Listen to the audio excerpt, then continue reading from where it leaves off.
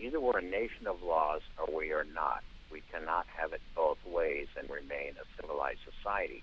And what's happened here is the cartels, criminal cartels and non-criminal cartels, the do-gooders and people who want to save everybody in the world on both sides of the border. Yeah, there are some good people involved in the 21st century slave trade.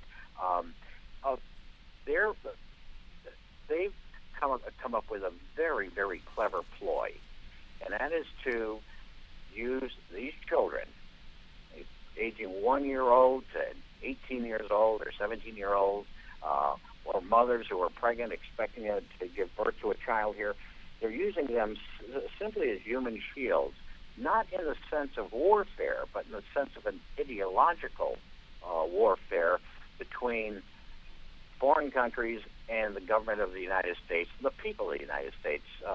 And they're using these human shields to effectively pierce our immigration laws, to allow, it looks like at least 80,000, perhaps as many as 100,000 illegal aliens. Well, Jim, when you mention non-criminal cartels, name some names for us. Who are you talking about? I would say the religious orders, and that it's not only the Catholic Church or the Protestant Church or whatever. It's several religious orders. It's several individuals who have banded together to allow this to happen, who want this to happen for either religious reasons or political or ideological reasons. And it's certainly, I put the primary blame of this whole catastrophe on the Democratic Party and half of the blame on the Republican Party. Now, you would understand why. We can get to the Democrats because certainly there's enough responsibility, I guess, to go around. But you can understand why folks in the, let's say the Conference of Catholic Bishops or other practicing Catholics might object to what you're saying by this. Oh, certainly. But I object to their position because I always thought we were a nation that had a separate,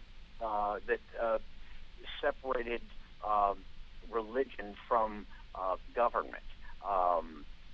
And what I see happening here is a literal transfer of tens of millions of people from foreign lands, predominantly those that are geographically close to the United States, Central America, Mexico, transfer of millions of those people into the United States illegally for the sole purpose, politically. It's a politically inspired covert invasion sponsored primarily by the Democratic Party and encouraged primarily by the Democratic Party. And the purpose is to build a very heavy prospective voting bloc.